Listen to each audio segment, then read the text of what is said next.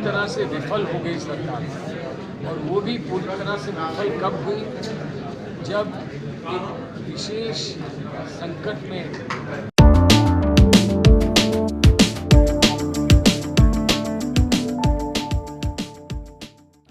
मैं हूं एसपी पांडे। आप देख रहे हैं न्यूज़ टॉप वर्ल्ड। अब समाचार विस्तार से।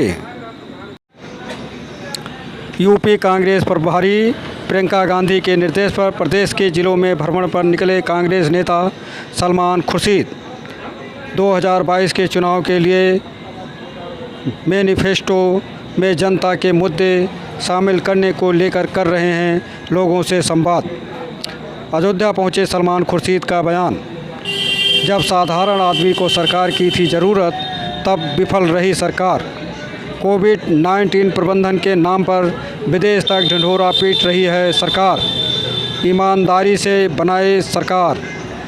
गंगा में बहाई गई कितनी लाशें, माँ गंगा के साथ अन्याय क्यों? हम मानवतावादी राम राज में करते हैं विश्वास। पेश है सलमान खुर्शीद के कार्यक्रम की कुछ झलकियाँ। पर पर्दा डालने की बात होती है, चाहे भूखमरी हो, बेरोजगारी हो, महंगाई हो, जनता हर समस्या का जवाब देगी।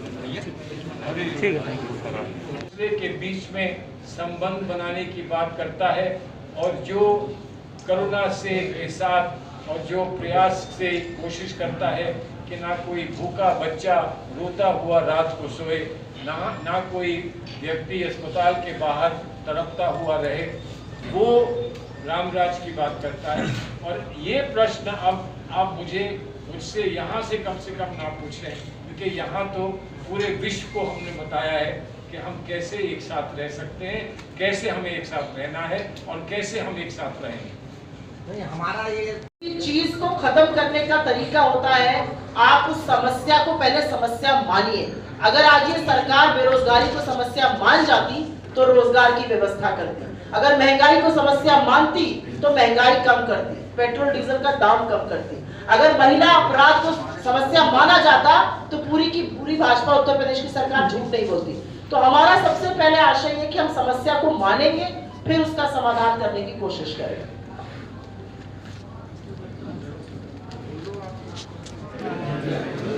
पूरी तरह से विफल हो गई सरकार, और वो भी पूरी तरह से विफल कब हुई, जब एक विशेष संकट में एक साधारण व्यक्ति था, उसमें सरकार विफल हो गई और दुनिया में जाकर ढिंढोरा पीट रही है।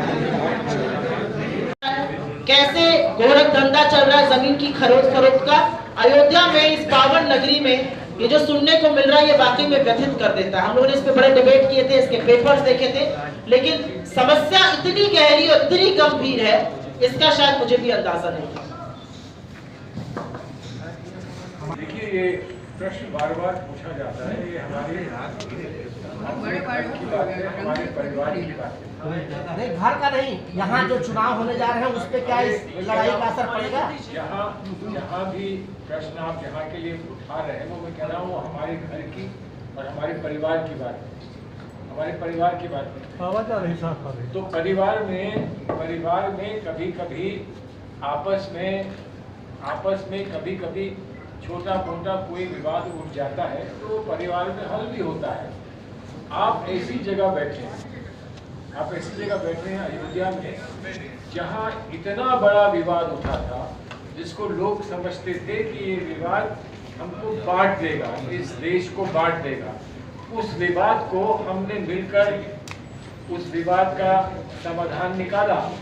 हाँ, बैठे आपस में बात की, समाधान नहीं पूरा निकल पाया, सुप्रीम कोर्ट के सामने गए, सुप्रीम कोर्ट में शालीनता से बहस हुई और उसके बाद समाधान निकला है।